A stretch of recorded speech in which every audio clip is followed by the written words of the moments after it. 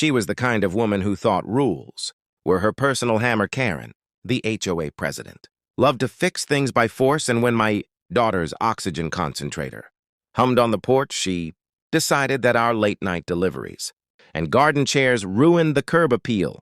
One humid evening, I came home from the precinct and found my little girl pale and shaking on the porch, with a cheap chain looped through the railing and a note stuck to her blanket saying community safety. I felt something cold in my chest, but I kept my voice steady because yelling would scare her. I called 911 from my pocket, not because I needed backup, but because I needed witnesses, and then I stepped out into the yard and calmly unhooked the chain as Karen stood on the sidewalk with a smug grin like she'd won. I flashed my badge, not as a threat, but as proof that this would end quietly and cleanly.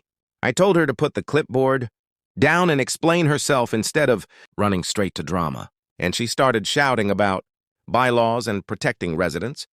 The deputy who answered my call walked up and watched the footage from my doorbell camera while I soothed my daughter. Then the quiet legal machine I run clicked into gear. I filed an immediate complaint for assault and unlawful restraint and had the county investigator assigned, because when an HOA president chains a vulnerable person, she steps past petty into criminal. My office coordinated with internal affairs and the district attorney, and by dusk officers were at her door with a warrant. Her smug face drained when they read the charges: false imprisonment, endangering a dependent, and a stack of harassment counts collected from neighbors who'd finally had enough. The HOA board suspended her within 48 hours, and the community that once cheered for her silence finally spoke up to apologize. My daughter recovered and learned that courage wears a badge sometimes, but more often shows up as quiet paperwork and neighbors who finally stood up. If that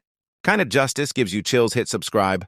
In English, subscribe now for more stories where entitlement meets the law and loses every time.